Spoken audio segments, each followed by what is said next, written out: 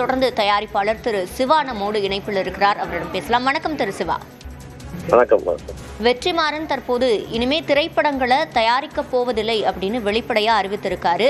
அது தொடர்பாக அவர் அறிவிப்பை வெளியிடும் போதே அவர் குறிப்பிடுறது, ஆன்லைன்ல நம்ம ஒரு டீசர் வெளியிடுறோம்னா அதுக்கு வரக்கூடிய கமெண்ட்ஸ் எல்லாம் படிக்க முடியறது இல்லை, அது பத்தின சிந்தனைகள் இருக்கு, அதே போல நிறைய பிரச்சனைகள் எழுது, சென்சார் வாங்கின ஒரு திரைப்படத்துக்கே நிறைய பிரச்சனைகள் வருது, இதெல்லாம் அவர் குறிப்பிட்டிருக்காரு.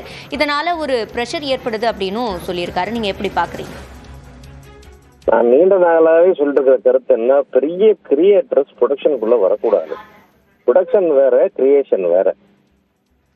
நல்ல கிரியேட்டர்ஸ் எல்லாம் வந்து நிறைய பேர் வந்து ப்ரொடக்ஷன் ஆரம்பிச்சு அவங்களோட கிரியேட்டிவிட்டி லூஸ் பண்ணி மார்க்கெட் இழந்திருக்காங்க, தவறான படங்களை கொடுத்துருக்காங்க. அந்த நிலைமை மாபெரும் கிரியேட்டரான வெற்றிமாறனுக்கெல்லாம் வரக்கூடாது. அவர் மாதிரி இருக்கிற நிறைய டேரக்டர்ஸ் வரக்கூடாது. அதனால ப்ரொடக்ஷனுக்குள்ளேயே வராதிங்க, அதுக்குன்னு வேற விங் இருக்கு, அவங்க பார்த்துக்குவாங்க அந்த வேலைன்றதான் என் கருத்து எப்பவுமே.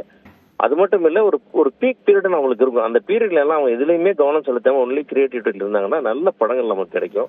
அவங்களுக்கும் ஒரு ஸ்டேஜ் ஒன்று கொஞ்சம் ஸ்டேல் ஆவாங்க. அந்த நேரத்தில் வந்து அடுத்த ஜெனரேஷனையும் நல்ல படைப்புகளையும் கொண்டு வரதுக்கான முயற்சிகளையும் அவங்க ப்ரொடியூசரா மாறி செய்யணும். அதான் என்னுடைய கருத்து எப்பவுமே. இவர் சொன்னதுக்காக நிறைய சொல்லாம இருந்தா கூட என் கருத்து அதுதான். அதனால வந்து நிறைய ப்ரொடக்ஷன் பிரச்சனைகளை ஃபேஸ் பண்றது வந்து ஒன்லி ப்ரொடியூசர் ஆகிறவங்களாலதான் முடியும். அதை அவங்க செய்யட்டும். வெற்றிமாறன் சார் இன்னும் நல்ல தரமான படங்களை கொடுக்கட்டும். அவர் ப்ரொடக்ஷன் பண்ணாமல் இருக்கிறது சிறந்த முடிவு என்பது என்னுடைய கருத்து. இணைப்பில் வந்து பதிலளித்தமைக்கு நன்றி திரு சிவா.